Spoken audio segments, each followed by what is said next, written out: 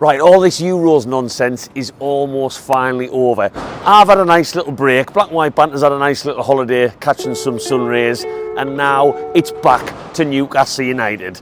But would you believe me if I said Newcastle might have already made the biggest and best signing of this transfer window? And it's not even a player. Curious? Make sure you stick around as we look a little bit deeper into the signing of Mr. Paul Mitchell as our sporting director.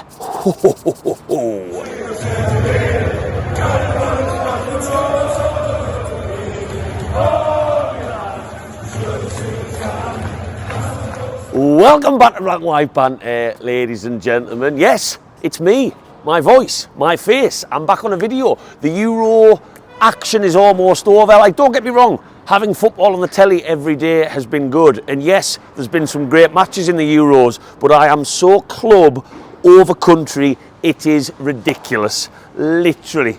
I would celebrate when Bellingham scored that bicycle kick in the last minute. You got a clap and a bit of a yay from me. I wish I celebrated more, but I can't fake these sorts of things. If that was us doing the same thing, if that was Isaac in a friendly match at St James's with a last-minute bicycle kick, I'd be out my seat and my pants would probably be coming off. That's just the difference. I'll always be that way. But hey, as I record this, let's see how far England can go. Less said about the minutes Anthony Gordon's got, the better. But it's lovely to be back on videos because the transfer window is up and running. Pre-season isn't too far away. I think I'm turning Japanese. I really think so. Yes, I'll be on that aeroplane. Don't you worry about that.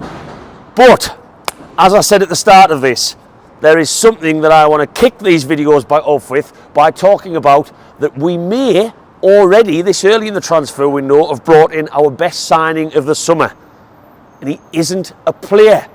Paul Mitchell is our new sporting director after a long debacle with Mr. Dan Ashworth that I don't need to remind anyone of unless you've been living under a rock.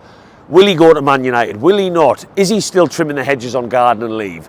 Has he disappeared off the face of the earth? Is he just going to be put on a 5-year garden leave? All of these questions remained unanswered for a while. Man United have got their man. Good riddance to him. He's got a history of not sticking with one football club and he couldn't wait to get out of the Newcastle United door. We were left with a bit of a gap there at a very, very important time for this football club. And the man that we have brought in, Mr. Paul Mitchell, I'm incredibly excited about.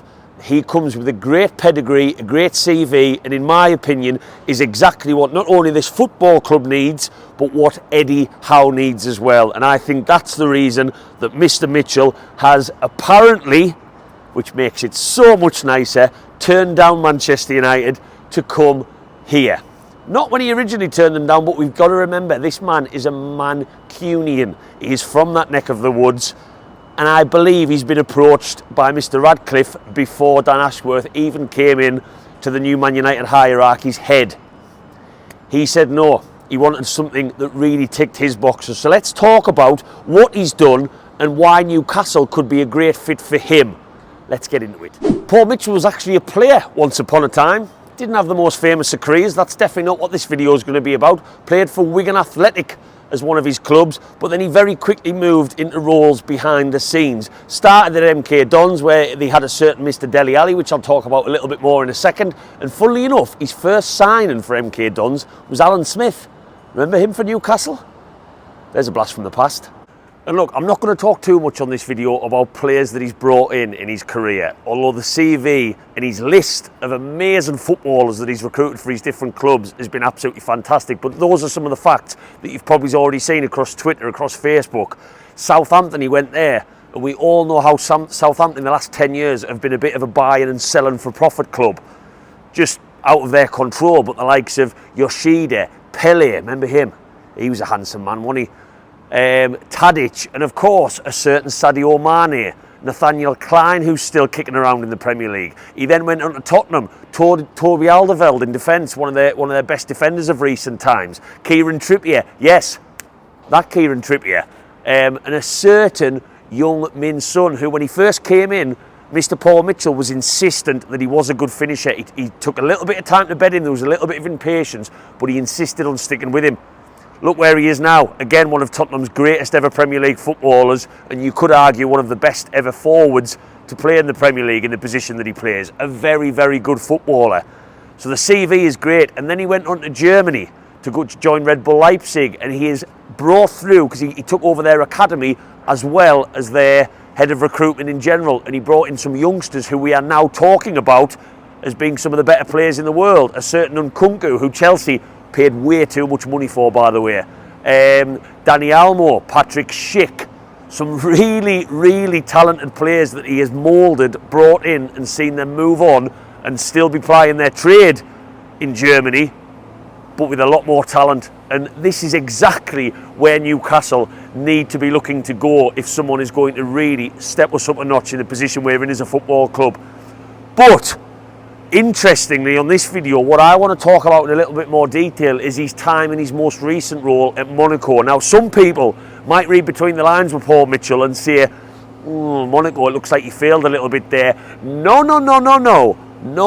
I am not buying that for a second. So let's talk about why. When Paul Mitchell came into Monaco, he was given a lot of responsibility, and admittedly, some of that responsibility he won't get at Newcastle. There was a whole overhaul of the famous French side's club that was needed, and he came in. He was not only responsible for recruitment, he was also responsible for finding a new manager, and at the time they brought in Kovac. The reason Kovac came in was because Paul Mitchell believed that his playing style not only suited Paul Mitchell's way of thinking for the sort of players he wanted to recruit, but it was the way to move forward with them as a football club. So once the main staffing changes were made at the football club, what did Paul Mitchell do? Well, one of the first things he took on at Monaco was a massive overhaul of their academy, which I just think is amazing to hear as he comes into Newcastle, where, let's face it, anyone watching this will tell you, apart from Elliot Anderson and Lewis Miley in the last couple of years, what have we had to shout about for the last 10 to 15? Embarrassing! You're going back as far as Andy Carroll's sale to Liverpool for someone we could really, really get excited about coming through our academy. He had an overhaul with Monaco to the point where he put more of a focus into getting graduates into their first team. Their minutes on the pitch of academy graduates went up by 1,000, 2,600 to 3,600 within the space of a season. The squad was trimmed down. Before Paul Mitchell came into Monaco, they had an average of 42 players playing across the previous 2 seasons. That was reduced to under 30 in his time since the club, because he put a focus in trimming down the team, which again, you could argue that this Newcastle squad really needs, but also bringing more players through and developing them. But let's get in to transfer activity, because I know that's the part that we all are a little bit excited for. Well, again, he totally transformed Monaco. He said in an interview with Athletic, when he talked about players and signing transfers and how he approaches recruitment, that they are data-driven, not data-led. And that's very interesting to hear, because it's all well and good seeing that Mbappe might be one of the best players in France because of goals, because of assists, because of how fast he can run. All the data, when you are led by that, sends you to spending big money on one player. But it's the characteristics of the player that are also important, and that is such an Eddie Howe thing. So when Kovac was manager of Monaco alongside him, who he recruited, it's because they both were along the same lines. Players who were technically gifted, but could also put in the hard yards on the pitch.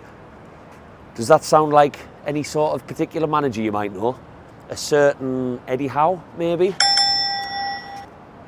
And the amount of how Monaco was spending money before he came into the football club, it was over 400 million euros in the previous 3 seasons. That got slashed dramatically, because what Mitchell prioritised by going out looking for the right characteristic of player and the right mould of young player to come through was quality, not quantity. And I think with Newcastle's model where we are now, yes, we are going to keep boosting revenue. Yes, we have hit the awful PSR, pretty shit rules, just before the July 1st deadline hit. But we need to be smart with where we spend our money. Yes, we can get an Isaac every now and again, but we can't sustainably bring players in for those amounts of money. We have to bring players through that we may have to sell on. Less said about the Elliot Anderson sale, the better, because that one still cuts me like a knife.